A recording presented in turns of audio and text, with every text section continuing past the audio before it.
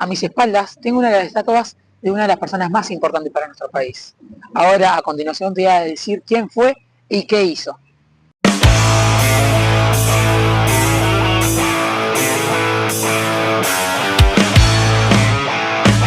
Al final de la década del 60, el Uruguay está transcurriendo una crisis. En ella surgió un líder, Wilson Ferreira. Él era un senador que defendía el Estado de Derecho y las instituciones. Él movió a muchos jóvenes. Es más, la mayoría de los jóvenes fueron los que votaron por primera vez en las elecciones del 71. Pero cuando perdieron no se desilusionaron, sino que siguieron militando en el movimiento nacional universitario, en el MUN. Después de los dos periodos del Partido Nacional, en 1958 y 1966, en las elecciones ganó el Partido Colorado. El presidente que salió electo fue Óscar Gestido, que al año murió. Entonces asumió el vicepresidente de la República, Jorge Pacheco. Él, de líneas autoritarias, después, con las siguientes protestas, puso la mano firme. Y además ya surgían grupos guerrilleros como el MLNT, que eran un tinte de la Guerra Fría, que tapizaba todo el planeta. No había un humor ni tinte para expresiones de centro. Wilson logró posicionar al Partido Nacional en el ojo público, a pesar que la polarización política estuviera entre las guerrillas y el gobierno de Pacheco. Él, que defendía las ideas demócratas, fue como diputado en el primer periodo blanco y después, en el segundo periodo blanco, fue senador, pero asumió y ejerció como ministro de Agricultura y Pesca. Cuando volvieron al poder el Partido Colorado, él fue diputado de vuelta y con sus interpelaciones y denunciando la corrupción logró que censuraran a varios ministros y destituyeran a 3. Luego comenzó como legislador por la lista 400, pero después más tarde creó su propia sectora dentro del Partido Nacional, Movimiento Nacional por la Patria, en el año 1969. Sus principales propuestas eran nacionalizar la banca privada, la intervención de la industria por parte del Estado, también un sistema integral de salud y además la reducción y la baja del IVA. La alianza de Por la Patria con el Movimiento Nacional de Rocha, con la figura de Carlos Julio Pereira, completaron la fórmula presidencial. Wilson conquistó a todos los grupos, los sectores y los dirigentes adentro del partido que tenía que conquistar. Pasó de ser el candidato independiente a ser algo como el candidato de todos los blancos. Los actos de Wilson en Montevideo eran gigantes. Es más, su popularidad era tan grande que una vez, volviendo de la gira en todo el país, el ómnibus le quedó antes de llegar a 18 de julio, pero fue empujado por la gente. Es más, los otros partidos le tenían tanto miedo que la izquierda le prohibió entrar al cerro para poder hacer el acto del 71. Pero ellos se la ingeniaron igual para...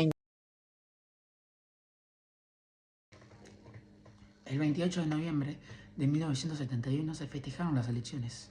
En ella, el Partido Colorado consiguió una ventaja del 0,8% sobre el Partido Nacional.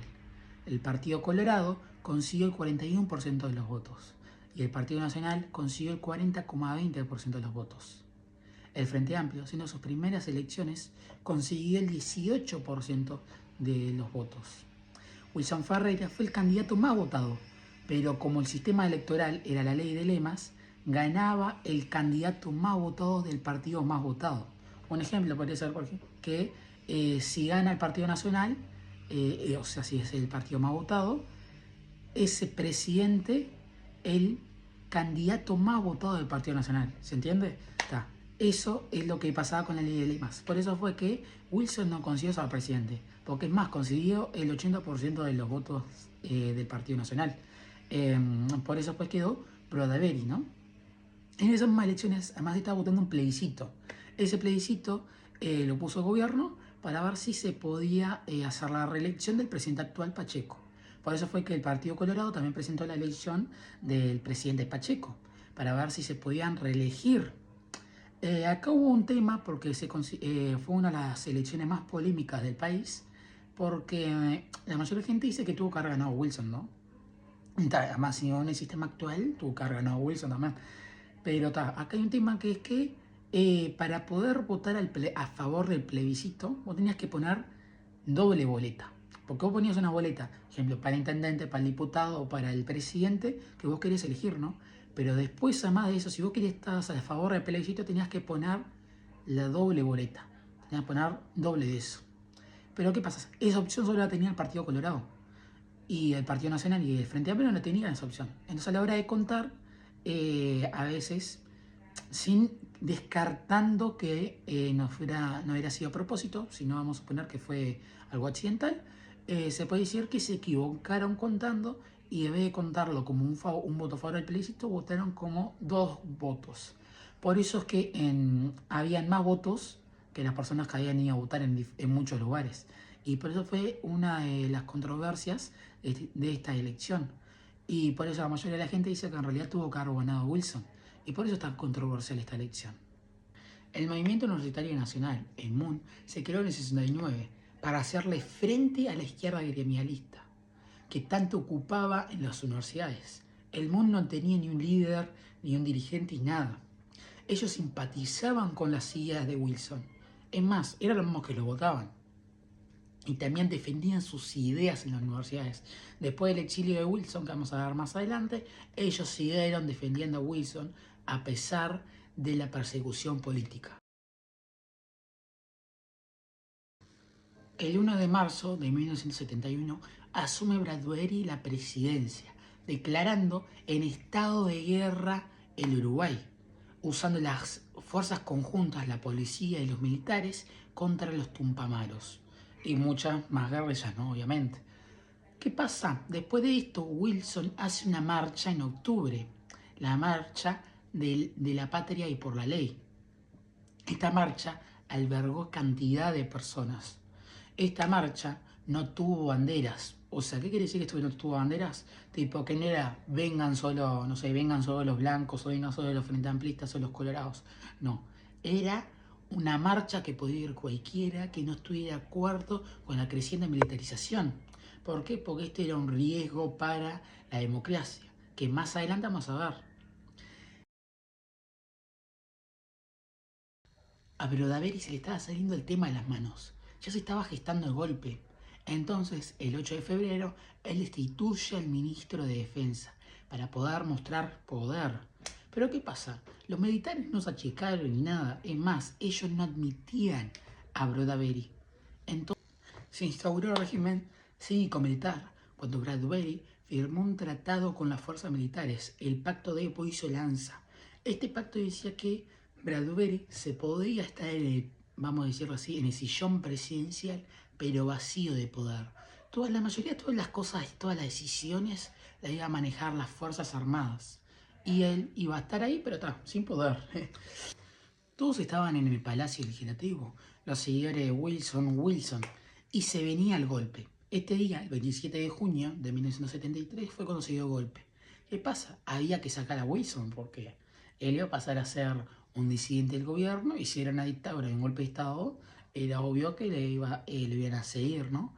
Entonces, ¿qué hacen? Van y suben a Wilson en el auto de su hijo y se va.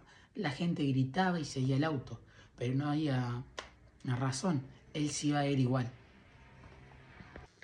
Ya instaurada la dictadura, obviamente, como cualquier otra dictadura, ¿no? No se podía dar la libre expresión, ¿no? Y tampoco podían haber grandes aglomeraciones o juntas porque estaban prohibidas. Siempre había una fachada, tipo cumpleaños, todas esas cosas, ¿no?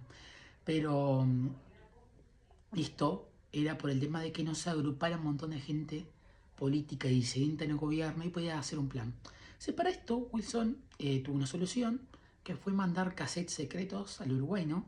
Entonces ahí los seguidores de él se juntaban, por ejemplo, en casas que iban rotando y alternando e iban llegando en diferentes horarios y para no generar sospechas, ¿no? Y entonces ahí escuchaban y debatían de qué quería decir el mensaje de Wilson.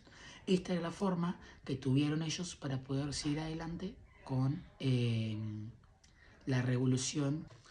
Cuando Wilson se fue del país, primero estuvo en Buenos Aires y después se fue a la rural La Panchita, en la provincia también, ¿no?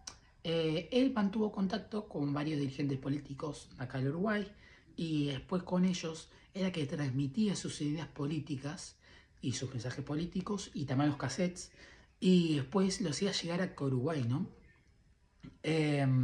También tuvo contacto con Héctor Toba, diputado de Por la Patria, o sea, del Partido Nacional, también con Sarman Michelini, del Frente Amplio, ¿no? Ellos discutían allá, porque ellos también estaban desterrados allá en Buenos Aires, ¿no? Y conversaban, discutían y debatían. ¿Qué pasa? El 21 de marzo de 1976 los hayan muerto a los dos. Entonces ahí se prevenía la salida de Wilson a Europa. Después que Wilson quedó instaurado y ya alojado allá en Londres, él desplegó todas sus fuerzas en pedir ayuda para Uruguay en la ONU, en diferentes organismos internacionales. Llegado el año de 1984, cayó la dictadura argentina. Entonces Wilson decide volver después de 11 años de exilio. Las Fuerzas Armadas ya habían cercado el puerto, esperando que llegara el vapor Carrera con el dirigente blanco. Wilson, requerido por la justicia militar, fue detenido en el cuartel de Trinidad hasta las elecciones de noviembre de ese año. En marzo de ese año se daría el Pacto de Club Naval. Los militares habían aceptado en casi todo, menos en que Wilson pudiera participar en las siguientes elecciones, dado que estas elecciones iban a ser la vuelta de la democracia. ¿Quieres saber más sobre las historias así o parecidas? Aprieta la campanita y seguinos en nuestro canal de Instagram y YouTube, Lectura Rebelde.